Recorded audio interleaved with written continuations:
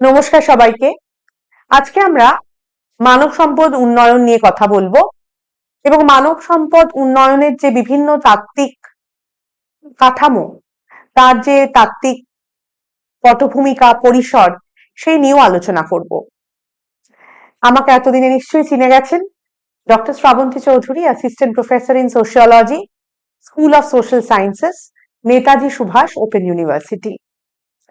মানব সম্পদ উন্নয়ন আমাদের দেশের একটি বড় জায়গা এবং বিশেষ করে এই ধারণা তৈরি হয়েছে যে আমাদের দেশে যেহেতু বহু জনসংখ্যা, বহু মানুষ একত্রে বসবাস করে, সেই কারণে আমরা আমাদের যে কায়িক শ্রম, আমাদের যে মানসিক শ্রম এবং আমাদের যে সমষ্টিগত শ্রম, সেটাকে আমরা কতটা কাজে লাগাতে পারি আমাদের সমাজের শ্রীবৃদ্ধির জন্য, এবং আমরা যে সংগঠনের সাথে যুক্ত বা আমরা যে বিভিন্ন সমিতির সাথে যুক্ত, তাদের প্রয়োজনে।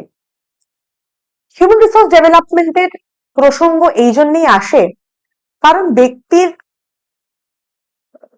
প্রশিক্ষণ, ব্যক্তির কার্যক্ষমতা, ব্যক্তির উন্নয়নমুখী মনোভাব, এই সমস্তগুলোকে মাথায় রেখে যাতে আমরা সমাজকে এবং আমাদের যে গোষ্ঠীদের নিয়ে কাজ করতে হয়, যেই মানব শৃঙ্খল নিয়ে কাজ করতে হয়, যাতে আমরা তাদের কাজে লাগাতে পারি এবং সেটা করে শুধুমাত্র যে আমরা আমাদের প্রোডাক্টিভিটি বা উৎপাদনশীলতা বাড়াতে পারি তাই নয়, একই সাথে মানুষের মধ্যে এক ধরনের মোটিভেশন, তাহলে আমরা যে মোটিভেশনের কথা বলছি, এই মোটিভেট যদি আমরা করতে না পারি জনসংখ্যাকে এবং যাদের সাথে আমরা কাজ করছি সেই মানুষদের, সেই ব্যক্তিদের, তাহলে কিন্তু তাদেরকে আমরা কাজের মধ্যে নিয়ে আসতে পারবো না এবং তাদের থেকে আমাদের যে জিনিস পাওয়ার কথা, যে উৎপাদনশীলতা তাদের দেওয়ার কথা, সেটাও তারা দিয়ে উঠতে পারবেন না।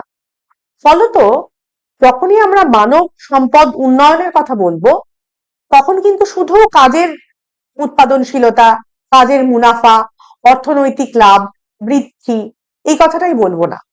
একই সাথে যাদেরকে নিয়ে আমরা কাজ করছি, যারা আমাদের কর্মী, যারা আমাদের কর্মচারী, আমরা নিজেরা যারা সেখানে কাজের সাথে নিযুক্ত রয়েছি, আমরা যাতে সেই কাজটাকে ভালোবেসে এবং তার মধ্যে অংশগ্রহণ করতে পারি, সেই মোটিভেশন বা সেই স্পৃহা যেন আমাদের মধ্যে আসে এবং একই সাথে আমরা যেটা বলবো যে আমরা যাতে সেই কাজটা নিজে থেকে স্বতঃস্ফূর্ত করতে পারি এবং তার জন্য আমাদের যে প্রশিক্ষণ দরকার, আমাদের যে দক্ষতা দরকার, আমাদের যে স্কিল দরকার, আমাদের যে কারিগরি সক্ষমতা দরকার, যে প্রযুক্তিগত শিক্ষা দরকার, যে কাউন্সেলিং দরকার, যে ট্রেনিং দরকার, যে ভোকেশনাল এডুকেশনাল কম্পার্টমেন্টস যেগুলোর প্রয়োজন, সেগুলো যাতে আমাদের মধ্যে থাকে।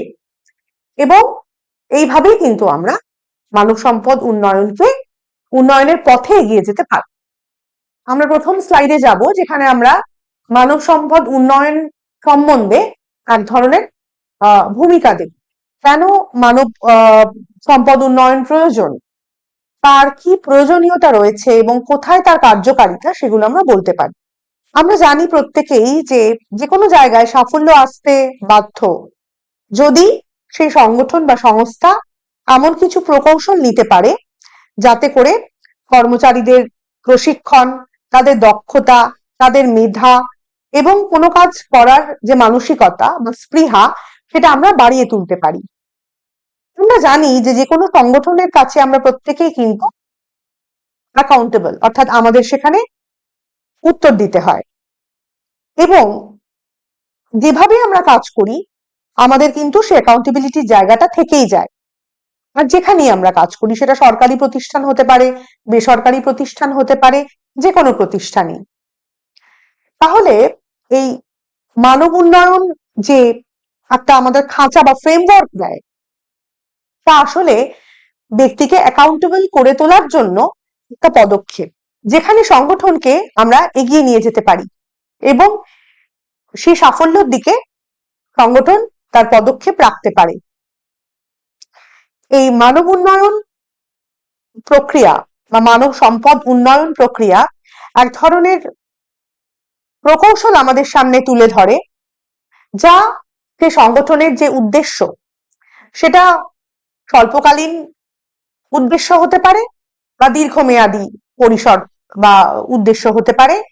এই দুটোকেই তারা মাথায় রেখে চলে। এবং যদি আমরা এই হিউম্যান রিসোর্স ডেভেলপমেন্ট বা মানব সম্পদ উন্নয়নের নিয়মগুলোকে মাথায় রাখি, তাহলে খুব অল্প দিনের মধ্যেই আমরা সেই সংগঠনের সাথে সম্পর্কযুক্ত বা তার সঙ্গে যুক্ত হয়ে কাজ করতে পারবো। এবং এর ফলে প্রতিষ্ঠান কর্তৃক সেই কর্মীদের দক্ষতা, তাদের জ্ঞান, তাদের দক্ষতা, এগুলো অর্জনের ক্ষেত্রে আমাদের সহায়তা হবে এবং ব্যবসায়িক সাফল্য, ব্যবসায়িক মুনাফা, সেটা তো আসবেই চাহিদা অনুযায়ী, কিন্তু একই সাথে আমরা ব্যক্তিদের অনুপ্রাণিত করে ধরে রাখতে পারবো। এটা কিন্তু একটা বড় কথা। এরপর আমরা পারপাস আসবো, পরের যে স্লাইডটা, অর্থাৎ উদ্দেশ্য। আমরা কেন এই হিউম্যান রিসোর্স ডেভেলপমেন্টকে নিয়ে এত কাজ করব? তার প্রথম উদ্দেশ্যটা হলো যে এই সম্পদকে আমরা কিভাবে উন্নয়ন করতে পারি, তার যে নীতি এবং তার যে তাৎপর্য, সেইটা আমরা বুঝতে সক্ষম হব। 2 নম্বর, কর্মী প্রশিক্ষণ, কর্মজীবনের বৃদ্ধি এবং কর্মক্ষমতা ব্যবস্থাপনার জন্য যে প্রকৌশল, সেইটা তৈরি করতে আমাদের সুবিধা হবে। এবং এই প্রশিক্ষণ এবং কর্মজীবনের বৃদ্ধি, এই দুটো কিন্তু যে কোনো সংগঠনের সাফল্যের গোড়ার কথা। 3 নম্বর, মানব সম্পদ উন্নয়নের উপর অনেক কিছু নির্ভর করে, বিশেষ করে বিশ্বায়ন, প্রযুক্তি এবং কর্মশক্তি বৈচিত্র্যের যে প্রভাব, সেইটা কিন্তু সরাসরি ভাবে জানতে হলে আমাদেরকে মানব সম্পদ উন্নয়ন নিয়ে যথেষ্ট গবেষণা করতে হবে। এবারে আমরা দেখব যে মানব সম্পদ উন্নয়ন ঠিক কি করে এবং তার গুরুত্ব ঠিক কোথায়। আমরা বলেছি যে আগের স্লাইডগুলোতেই আমরা বলেছি যে এইচআরডি বা হিউম্যান রিসোর্স ডেভেলপমেন্ট এমন একটি বলয়, যা ব্যবহার করে সংগঠন চেষ্টা করে তাদের কর্মীদের প্রশিক্ষিত করতে, তাদের প্রয়োজনীয় জ্ঞান বন্টন করতে এবং তাদের ক্ষমতা বৃদ্ধি করতে, যা সেই ব্যবসায় টিকে থাকার জন্য বাধ্যতামূলক। একই সাথে বিষয়টাকে এইভাবে না দেখে আমরা এমন একটি পরিসর তৈরি করার চেষ্টা করি এইচআরডির মাধ্যমে, যাতে ব্যক্তি সেখানে কাজ করতে উদ্বুদ্ধ হন, অনুপ্রাণিত হন এবং তার মধ্যে একটা আত্মবিশ্বাস আসে এবং তিনি বহুদিন ধরে সেই কাজটা করতে পারেন। অনেক ক্ষেত্রে আমরা দেখি, বিশেষ করে এখনকার ভীষণ অস্থির সময়ে, যে সংগঠন থেকে হয়তো সব ধরনের মুনাফাই বা সুবিধাই কর্মচারী পান, কিন্তু তবুও তিনি বহুদিন ধরে কোনো একটি সংগঠনে টিকে থাকতে পারেন না, বারংবার পরিবর্তন করেন। সেই ক্ষেত্রে হয়তো ব্যক্তি পরিসর বা তাদের ক্যারিয়ার গ্রাফ আরো ঋদ্ধ হয়, কিন্তু সেটা সংগঠনের পক্ষে সবসময় ভালো নাও হতে পারে। এবং ব্যক্তি যদি দীর্ঘমেয়াদী পরিসরে একটি সংগঠনের সাথে যুক্ত থাকে, তার যে সুযোগ সুবিধাগুলো, সেগুলো কিন্তু অন্য জায়গায় গিয়ে পাওয়া যায় না। বিশেষ করে একটি সংগঠন যে অনেক সময় দিয়ে অনেকটা পরিসরে একজন কর্মচারীকে তৈরি করে, তাকে প্রশিক্ষণ দেয়, তার তো কিছু একটা প্রত্যাশা থাকে, সেই প্রত্যাশা পূরণ হয় না। আবার অন্যদিক থেকে আমি যদি কোনো সংস্থায় কর্মচারী হিসেবে কাজ করি, আমি একটা সময় এখানে কাটিয়েছি, আমার চারপাশের পরিবেশটাকে বুঝতে, সেখানে ঠিক কিভাবে কাজ চলে সেটা সম্বন্ধে অবগত হতে, এবং অনেকটা প্রশিক্ষণ গেছে যেটা হয়তো এই সংস্থার মধ্যে থাকলে আমার পক্ষে বেশি সুবিধা হবে। কিন্তু কোনো না কোনো কারণে আমরা দেখি একটা অস্থায়ী মনোভাব বা অস্থির মনোভাব কাজ করে, যার জন্য আমরা সেই জায়গাটা ছেড়ে দিয়ে অন্য জায়গায় চলে যাই। সবসময় যে টাকার জন্য যাই বা আমাদের বৃদ্ধির জন্য যাই তা নয়। সেই জায়গায় হিউম্যান রিসোর্স ডেভেলপমেন্ট এই জন্যই প্রয়োজনীয়, যাতে আমরা বুঝতে পারি কর্মচারীকে কিভাবে আমরা শুধু আমাদের কাজে নয়, তাকেও যাতে তার মধ্যে ওই ধারণাটা তৈরি হয় যে সে এখানে খুব ভালো আছে এবং এটাই তার এই মুহূর্তে তার জন্য সবচেয়ে উৎকৃষ্টতম সুযোগ। সেটা যদি আমি তাদের বোঝাতে না পারি, এবং এটা কিন্তু শুধু অর্থ দিয়ে, তাদেরকে বোনাস দিয়ে বা ইনসেনটিভ দিয়ে বোঝানো যাবে না, এর জন্য অনেক আর্থিক কিছু বুস্ট ফ্যাক্টর রয়েছে, সেগুলোকেও আমাদের মাথায় রাখতে হবে। এবং আমরা দেখি যে অনেক সময় সংগঠনগুলি গোল সেট করে বা টার্গেট সেট করে, এবং সেটার জন্য তারা কর্মচারীদের নিজেদের মতো করে সাজিয়ে নিতে চায়। অন্যদিকে কর্মচারীরা কিন্তু যদি তাদের সঠিক পরিবেশ থাকে, তাহলে তারা নতুন নতুন প্রশিক্ষণ পায়, নতুন কৌশল শিখতে পারে, নতুন প্রশিক্ষণ পায়, দক্ষতা অর্জন করে, যা তাদের মধ্যে এক ধরনের আত্মবিশ্বাসের সঞ্চার ঘটায়। এবার আমরা সরাসরি মানব সম্পদ উন্নয়নের যে সংজ্ঞা বা ডেফিনিশন তার মধ্যে আসবো। বিভিন্ন বুদ্ধিজীবীরা নানানভাবে এই মানব সম্পদ উন্নয়নের সংজ্ঞা দিয়েছেন, তাদের নিজস্ব নিজস্ব যে প্রেক্ষাপট বা পরিসর তার উপর নির্ভর করে।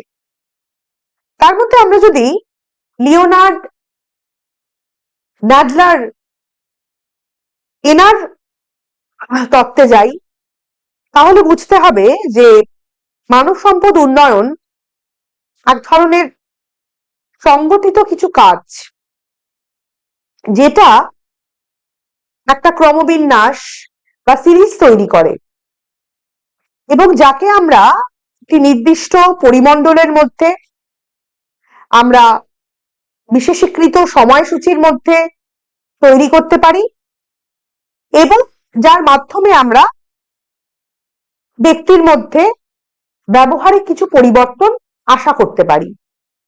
এই সংজ্ঞার বাইরেও আমরা আরেকটি সংজ্ঞার কথা বলি, যা দিয়েছেন এম খান। তার মতে এইচআরডি এমন একটি প্রক্রিয়া যা আমাদের বর্ধিত হারে জ্ঞানের বন্টন, দক্ষতা বৃদ্ধি এবং ইতিবাচক কাজ করতে উৎসাহ দেয়, যাতে মানুষ স্তরে কাজ করতে আরো বেশি অনুপ্রাণিত অনুভব করেন। আমরা এবারে মানব সম্পদ বিভাগের যে ধারণা সেটা তৈরি করার চেষ্টা করব।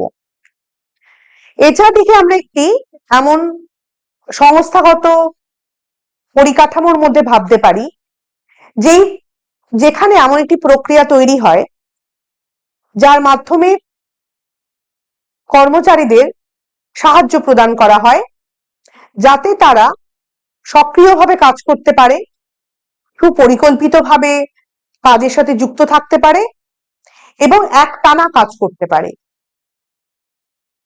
কনসেপচুয়ালাইজেশন করার জন্য যে বিষয়গুলো আমাদের দরকার হয়, প্রথমত এইচআরডি কে কনসেপচুয়ালাইজ করার জায়গাটা দাঁড়িয়ে রয়েছে সক্ষমতা বৃদ্ধির উপরে বা ক্যাপাবিলিটি বুস্টিং এর উপরে, যা না থাকলে ব্যক্তির পক্ষে যে বিচিত্র কর্মশালা বা কর্মপটু হিসেবে প্রত্যাশা করা হয়, বিভিন্ন কাজ করতে পারে, কর্মদক্ষতা রয়েছে, এবং পরবর্তীকালে সে আরো বিভিন্ন রকমের কাজ করতে পারবে এবং ভবিষ্যতে যে কোনো ভূমিকায় সে অবতীর্ণ হতে পারবে। এইটা মাথায় রেখে তার বেসিক কনসেপ্ট হলো বুস্টিং ক্যাপাবিলিটিস। 2 নম্বর বিষয়টি হলো যে আমরা ব্যক্তির সক্ষমতা বাড়াতে চাই এবং একই সাথে তার মধ্যে যে সক্ষমতা জায়গা রয়েছে যা অনেকটাই অধরা রয়েছে, এখনো আবিষ্কার করা যায়নি, এবং যা করতে পারলে সংগঠনের কাজে লাগাতে পারা যাবে এবং কর্মচারীর যে ব্যক্তিগত উন্নয়ন বা বৃদ্ধি সেটাও হবে। 3 নম্বর, আমরা সংগঠনকে একটি সংস্কৃতির ভেতর রাখতে পারবো যেখানে এক ধরনের খুব বলিষ্ঠ সম্পর্ক রয়েছে কর্মচারীর মধ্যে এবং মালিকের ভেতরে, এবং প্রত্যেক কর্মী বা প্রত্যেক মেম্বার একটি টিম হিসেবে বা দল হিসেবে কাজ করে, যাতে আমরা এক অপরকে পেশাগতভাবে সুস্থ রাখতে পারি এবং প্রত্যেক কর্মচারী যাতে এখান থেকে অনুপ্রেরণা পায়। আমরা কালচারের কথা আগেই বলেছি যে এই কালচার কিন্তু ভীষণ দরকার। এই কালচারের ইকোলজি যদি না থাকে সংগঠনের ভেতরে, এবং কর্মচারী এবং মালিক দুজনেই এক অপরের সুবিধার জন্য কাজ করছে, এবং সেখানে যদি ক্ষমতার বহিঃপ্রকাশ সবসময় দেখা দেয় এবং কোলাবোরেশনের জায়গাটা বা মিথস্ক্রিয়ায় কাজ করছি এটা যদি দেখা না যায়, তাহলে কিন্তু কাজের সেই পরিবেশ বা কাজের যে সুস্থতা বা যেটা আমরা অনুপ্রেরণার কথা বলছি সেইটা আমরা তৈরি করতে পারবো না। এরপরের স্লাইডে আসবো, যেখানে আমরা বলছি যে হিউম্যান রিসোর্স কিন্তু একটি সম্পূর্ণ প্রক্রিয়া, এবং সেখানে শুধুমাত্র যে কিছু পদ্ধতি এবং ধরন ধারণ তার মিশ্রণ তা নয়।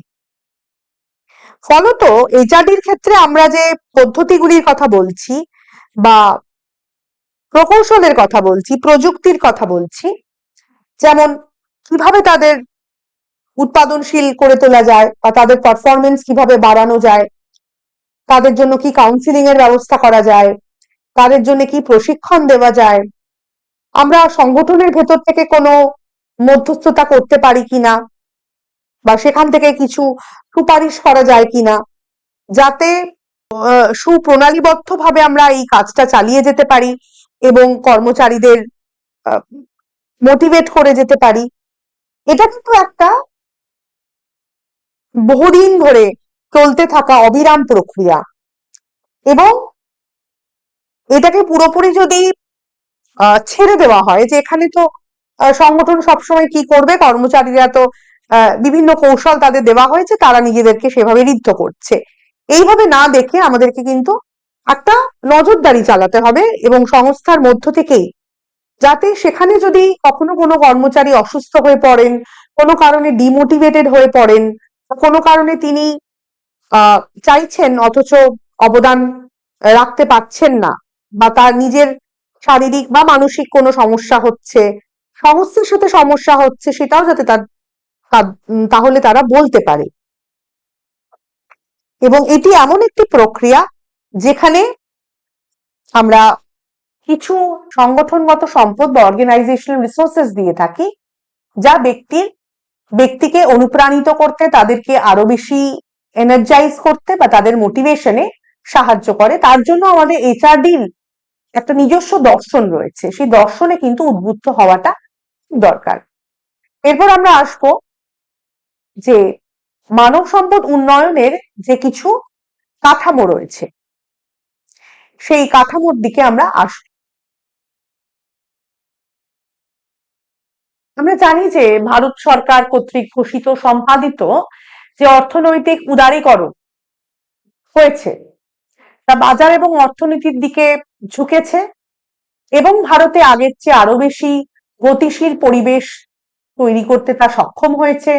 গতিশীল পরিবেশে বাজার অর্থনীতিতে এইচআরডির কিন্তু একটা গুরুত্বপূর্ণ জায়গা থাকে, সেটা আমাদের মাথায় রাখতে হবে, এবং সেটা না মাথায় রাখলে কিন্তু আমাদের পক্ষে চলা মুশকিল হবে। কারণ এখন লিবারালাইজেশনের যুগ, বা যেটাকে আমরা যা বলি উদারীকরণের যুগ, সেখানে কিন্তু সরকার সবসময় আমাদেরকে সেই যে প্রোটেকশন বা সেই রক্ষা করার যে মানসিকতা একদম শিল্ড করার মানসিকতা, সেটা কিন্তু থাকবে না।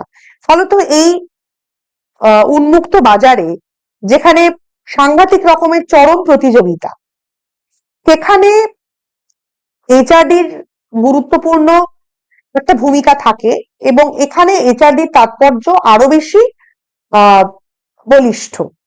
কারণ এইচআরডির এই বাজার অর্থনীতিতে তার যে একটা বড় ভূমিকা রয়েছে, এবং সে যে একটা বিচিত্র এবং খুব জোরদার একটা পরিবেশ তৈরি করতে পারে, এবং সেখানে যারা রয়েছেন কর্মচারী, তারা যাতে অল্প কারণেই হতাশ না হয়ে পড়েন। কারণ লিবারালাইজেশনে বুঝতেই পারা যাচ্ছে যে কেউ কারোর জন্য দাঁড়িয়ে থাকার জন্য নেই, সেক্ষেত্রে ব্যক্তি যাতে কোনোভাবেই ভেঙে না পড়েন, তাই জন্য তাদেরকে আরো বেশি দক্ষ করে তোলা, তাদেরকে আরো বেশি ইফেক্টিভ এবং এফিশিয়েন্ট করার জন্য আমরা তৎপর হয়ে উঠি।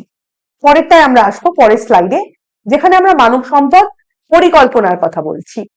যখনই আমরা মানব সম্পদ পরিকল্পনার কথা বলছি, আমাদের এটা বুঝতে হবে যে এইচআরডি কিন্তু কখনো এককভাবে সফল হতে পারে না, এবং যে ব্যক্তিদের ক্ষমতা নেই নিজেদেরকে সেভাবে ঢেলে সাজাবার, এবং যারা সংগঠনের ভবিষ্যতের সাথে নিজেদেরকে ঢেলে সাজাতে পারেন না, বা যে বিচিত্র পরিবেশ তৈরি হতে চলেছে তার কথা আগে থেকেই কল্পনা করতে পারেন না, তাদের জন্য কিন্তু এই সাংঘাতিক প্রতিযোগিতা খুব সুবিধার নয়। এবং এইচআরডি কে যদি আমাদের ইফেক্টিভলি কাজে ব্যবহার করতে হয়, তাহলে আমাদের পরিকল্পনার জায়গাটা সবচেয়ে আগে দেখতে হবে। বিশেষ করে কর্মচারীদের কিভাবে আমরা নিযুক্ত করব, নির্বাচন করার যে মাধ্যমগুলো আমাদের রয়েছে এইচআরডির কাছে, এবং এই ফ্যাক্টরস গুলো বা এই কারণগুলো আমাদেরকে সংগঠনকে ঢেলে সাজাতে চেষ্টা করে, যাতে আমরা হিউম্যান রিসোর্সকে বা মানব সম্পদকে দ্রুত এবং ভালোভাবে সাজাতে পারি। এরপর আমরা পরের স্লাইডে আসবো, যেখানে কিন্তু উন্নয়নের সম্ভাবনার কথা আমরা আলোচনা করছি।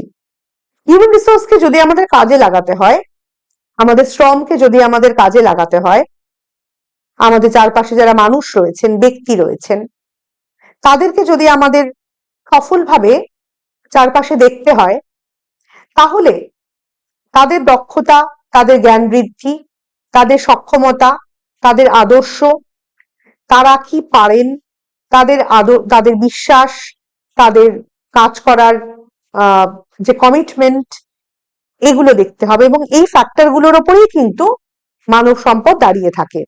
এই সম্পদের আহরণের ক্ষেত্রে যেগুলো খুব প্রয়োজনীয় কৌশল, সেগুলো তৈরি করা হয় একটি বিষয়ের উপর নির্ভর করে।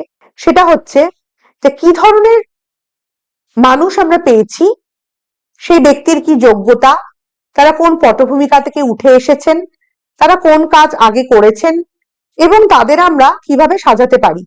এই টেকনিকের মধ্যে রয়েছে তাদের কাজের সম্বন্ধে একটা অনুমান তৈরি করা, তারা কি কাজ করতে পারে সেই সম্বন্ধে একটা ধারণার বিস্তার, তাদের প্রশিক্ষণ দেওয়া, যে তারা যে কাজ করছেন সেটাকে ঠিকমতো ম্যানেজ করা, এবং সংগঠনকে তার জন্য তৈরি করা।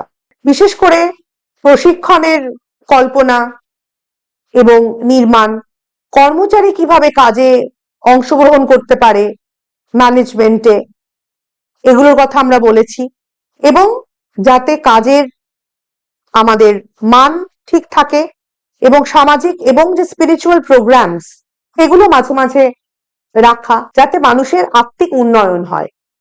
শুধু সবসময় কাজের পেছনে দৌড়চ্ছে সেইটা যাতে না করা। এবং আপনারা জানেন যে বড় বড় যে বহুজাতিক সংস্থাগুলি থাকে, তারা কিন্তু বিভিন্ন ধরনের এরকম অ্যাক্টিভিটিস বা কাজ বা ক্লাব এগুলো থাকে, এবং তারা প্রত্যেক দিন প্রত্যেকটা কোনো বিষয়ের উপর এই সাংস্কৃতিক কাজ বা বিভিন্ন ধরনের অ্যাক্টিভিটিস, বা যেখানে অনেক ক্ষেত্রে যোগার যোগ ব্যায়ামের ব্যবস্থা থাকে, মেডিটেশনের ব্যবস্থা থাকে, কোনো স্পিরিচুয়ালিটির ব্যবস্থা থাকে, এই নানান প্রক্রিয়ার মাধ্যমে আসলে যাতে আমাদের যে কর্মচারী তাদের যাতে শ্রীবৃদ্ধি হয় সেটা আমরা দেখাতে চাই। এবার যদি আমরা এইচআরডির আউটকামের কথা বলি, অর্থাৎ হিউম্যান রিসোর্স ডেভেলপমেন্টের থেকে আমরা যেটা পেলাম সেটার দিকে যদি তাকাই, তাহলে আমরা দেখব যে এখানে কতগুলো জায়গা আমাদের বলার রয়েছে। যেমন এইচআরডির কথা বলতে গেলেই অর্জন এবং বিকাশের কথা বলতে হয়। এই কৌশলগুলো মাথায় রেখে আমরা স্কিল ডেভেলপমেন্টের কথা বলি, এবং যাতে তারা এই ব্যক্তি যাতে যে কোনো কাজ নিতে পারে, তাদের সে কাজ নেওয়ার ক্ষমতা থাকে, তারা যে কোনো পরিবর্তনকে যাতে মেনে নিতে পারে, সেটা নিয়ে যাতে প্রশ্ন না করে, সেই পরিবর্তনের সঙ্গে সম্পূর্ণভাবে মিশে যেতে পারে, এবং এর ফলে এই যে প্রোগ্রামগুলোর কথা আমরা বললাম সেগুলোর ইমপ্লিমেন্টেশনে কিন্তু সুবিধা হয়, এবং এইচআরডির পক্ষেও সুবিধা হয় যখন ব্যক্তি তাদের প্রশিক্ষণ, তাদের স্কিল ডেভেলপ করতে পারে এবং তারা তাদের মাত্রা অনুযায়ী কাজ করতে পারে। ফলত অর্জন এবং বিকাশের জন্য মানব সম্পদ নির্ধারণ করা হয়, এবং তার দক্ষতা, তার জ্ঞান, ক্ষমতা, মূল্যবোধ, প্রবণতা, বিশ্বাস, প্রতিশ্রুতি ইত্যাদি এই পরিপ্রেক্ষিতে সেগুলোকে আনা হয়। এই কৌশলগুলির মধ্যে রয়েছে কর্মক্ষমতার মূল্যায়ন, প্রশিক্ষণ, ব্যবস্থাপনা, এগুলোর কথা আমরা অলরেডি বলেছি।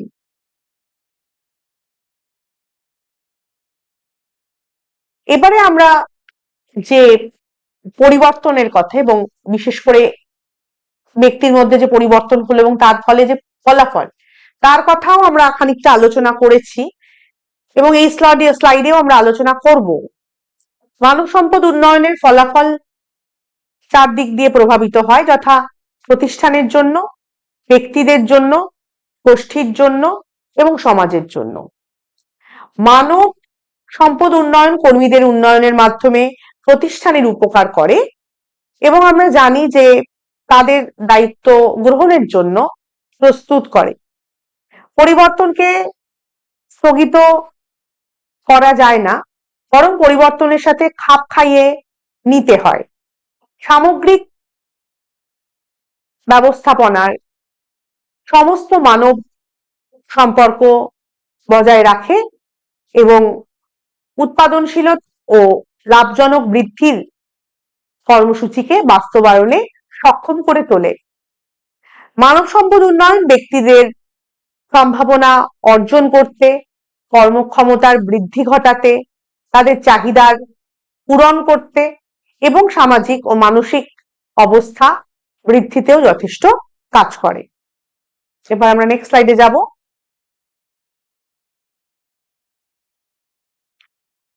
মানব সম্পদ উন্নয়ন সংস্থা সহযোগিতা বৃদ্ধি, আপোষ এবং দলের কার্যকারিতা বৃদ্ধি, এই সবের মাধ্যমে গোষ্ঠীগুলিকে সাহায্য করে।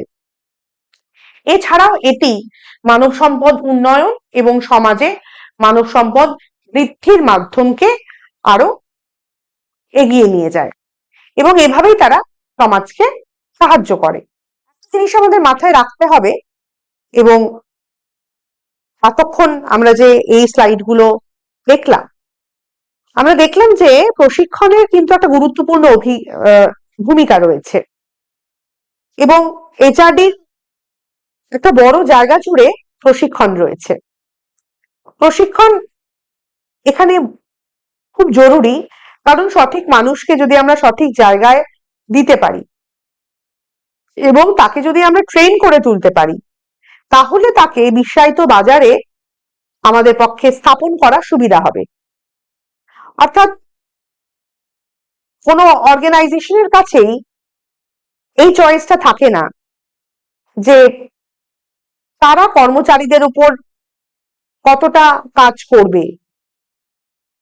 কর্মচারীদের উপর কাজ করতেই হয়, কারণ কাউকেই আমরা ওই রকম প্যাকেজের মধ্যে পাই না, যার ফলে প্রশিক্ষণ দেওয়াটা খুব জরুরি হয়ে দাঁড়ায়। এবং এটা একটা ইম্পর্টেন্ট ফ্যাক্টর, যার মাধ্যমে আমরা ব্যক্তিগত পরিসরের ভেতরে এবং গোষ্ঠীর ভেতরে বা গোষ্ঠীর বাইরে দু জায়গাতেই আমরা এই মিথস্ক্রিয়া বা কোলাবোরেশন বা সংযুক্তিকরণ চালিয়ে যেতে পারি। মনে রাখতে হবে, যে কোনো সংগঠনের গোড়ায় রয়েছে হিউম্যান রিসোর্স, এবং যদি আমাদের কাছে প্রশিক্ষিত কর্মচারী থাকে তাহলেই কিন্তু সংগঠনের উদ্দেশ্য সফল হবে। তাই একটি সুপরিকল্পিত ট্রেনিং প্রোগ্রামকে সাজিয়ে তুলতে গেলে আমাদের প্রয়োজন মতো মানব সম্পদ তুলে নিতে হবে। এবং আমরা বলেছি যে মানব সম্পদ কিভাবে এর থেকে উপকার পাবে, তাদের দক্ষতা বৃদ্ধি পাবে, নতুন নতুন কাজ তারা শিখতে পারবে, নতুন প্রশিক্ষণ তারা নিতে পারবে, নতুন স্কিল তারা পারবে, তাদের উৎপাদনশীলতা বৃদ্ধি পাবে। এবং আমরা দেখেছি যে কি কারণে তাদের সুবিধা হতে পারে, তাদের উৎপাদনশীলতা বৃদ্ধি পেতে পারে, তাদের কর্মে বৃদ্ধি হতে পারে, তাদের অ্যাক্সিডেন্ট কম হতে পারে, এবং বিশেষ করে যেখানে হাতের কাজ থাকে বা বিভিন্ন ধরনের প্রযুক্তিগত কাজ থাকে সেখানে যাতে দুর্ঘটনা কম হয় সেই জন্য প্রশিক্ষণের খুব দরকার থাকে, কারণ একটা নিরাপদভাবে কাজ করার যে সুরক্ষা জাল সেটা আমরা তৈরি করতে পারি, সেই বলয়টা। এবং একই সাথে আমরা জানি যে প্রশিক্ষিত হলে ব্যক্তির পক্ষে এক জায়গা থেকে আরেক জায়গায় সচল হওয়া, একটি ক্যারিয়ার থেকে আরেকটি জায়গায় যাওয়া তাদের পক্ষে সুবিধা হয়। এবং এই ট্রেনিংটা পেলে তাদের পক্ষে বৃদ্ধি, তাদের আধুনিকীকরণ, তাদের মুনাফা বৃদ্ধি, তারা কর্মপটু তৈরি হয়, তাদের উৎপাদনশীলতা বাড়ে, এবং তাদের সব দিক থেকে সার্বিকভাবে তাদের একটা উন্নতি আমরা দেখতে পাই। আমরা কতগুলো প্রশ্ন দেখব, যে প্রশ্নগুলো আমার মনে হয় এগুলো আপনাদের মনেও আসবে। যেমন একটি প্রতিষ্ঠানকে মানব সম্পদ উন্নয়নের মধ্যে রাখলে তার মূল লক্ষ্যগুলো কি হতে পারে, বা একটি প্রতিষ্ঠানে মানব সম্পদ উন্নয়নের যে দপ্তর বা বিভাগ তার লক্ষ্য কি কি হতে পারে, কর্মী বৃদ্ধি এবং কর্মজীবনের অগ্রগতিতে এইচআরডি কিভাবে অবদান রাখতে পারে, এইচআরডি তে প্রশিক্ষণ এবং উন্নয়ন কি ভূমিকা পালন করতে পারে, বিশ্বায়ন এবং প্রযুক্তিগত অগ্রগতির পাশে এইচআরডি অনুশীলনগুলিকে আমরা কিভাবে প্রভাবিত করতে পারি, কার্যকর এইচআরডি কৌশল বাস্তবায়নের যে প্রধান চ্যালেঞ্জগুলো সেগুলো কি হতে পারে। এবং আমার মনে হয় এখানে যদি কেউ এইচআরডি টিমের মধ্যে থাকেন বা কেউ কোনো বহুজাতিক সংস্থার মধ্যে থাকেন, যারা নিজেরাই কর্মচারী, আপনাদের ক্ষেত্রেও কিভাবে এইচআরডি একটা গুরুত্বপূর্ণ ভূমিকা পালন করতে পারে সেগুলো আপনারা দেখতে পারেন। এখানে কতগুলো রেফারেন্সের কথা বলা আছে, রেফারেন্স গুলো দেখবেন পড়ে, আমার মনে হয় এগুলো থেকে আপনাদের সুবিধাই হবে। তাহলে আপনারা আমাকে জানাবেন কেমন লাগলো আপনাদের এই ইউনিটের আলোচনা। এখানে মূলত আমরা যে জায়গাগুলো বা যে পয়েন্ট গুলো নিয়ে এসে কথা বলতে চাইলাম সেগুলো হলো যে মানব সম্পদ উন্নয়নের যে প্রক্রিয়া এবং তার যে পদ্ধতি, মানব সম্পদ উন্নয়ন কেন আমাদের সমাজে এত গুরুত্বপূর্ণ, এবং আমরা দেখলাম বিশেষ করে বিশ্বায়িত সমাজে, গ্লোবালাইজেশনের সমাজে, যেখানে ভুবনীকরণ হয়ে গেছে এবং বিশেষ করে লিবারালাইজেশনের পরে, উদারীকরণের পরে আমরা যে অর্থনৈতিক বিশাল একটা প্রতিযোগিতার সামনে দাঁড়িয়ে রয়েছি, সেখানে বাজার অর্থনীতি আমাদের সামনে এত ধরনের চ্যালেঞ্জ ছুড়ে দিয়েছে যে সেগুলোর সাথে মোকাবিলা করতে গেলে কিন্তু আমাদের যে সংগঠন এবং আমাদের যে কর্মচারী তাদেরকে দক্ষ হতে হবে। সেখানে আমি নিজে সংস্থার সাথে যুক্ত থাকতে পারি, সংস্থাটির মালিক হতে পারি, আবার সেটির কর্মচারীও হতে পারি। একটা কথা বুঝতে হবে, আমরা প্রত্যেকেই কিন্তু এটা স্টেক হোল্ডার, মানে কর্মচারী তো স্টেক হোল্ডার অবশ্যই, মালিক স্টেক হোল্ডার তো বটেই, তার সাথে যে বিভিন্ন ধরনের বিভিন্ন যারা এজেন্সি রয়েছে, ভেন্ডার্স রয়েছে, প্রত্যেকেই কিন্তু এই সংগঠনের সাথে যুক্ত। ফলত প্রত্যেকেই কিন্তু প্রত্যেকের অসুবিধা বুঝে তার জায়গাটা তৈরি করে নিতে হবে। এবং সবচেয়ে আগে যে কথাটা আমি বললাম যে যে ব্যক্তি যে কাজে দক্ষ, কর্মপটু, তাকে সেই বিভাগে দেওয়া যাতে তার পক্ষে সেই কাজটা করতে সুবিধা হয়, এবং যে টেকনিক্যাল কাজ করতে যার ভালো লাগে তাকে তাত্ত্বিক কাজ করতে না দিয়ে তাকে যদি আপনি ওই প্রযুক্তিগত জায়গায় সেই কাজটা দেন, হাতে কলমে যে কাজটা তিনি করতে পারছেন বা কগনিটিভ ক্যাপাসিটি লাগছে, সেই কাজটা তার পক্ষে করতে সুবিধা হবে।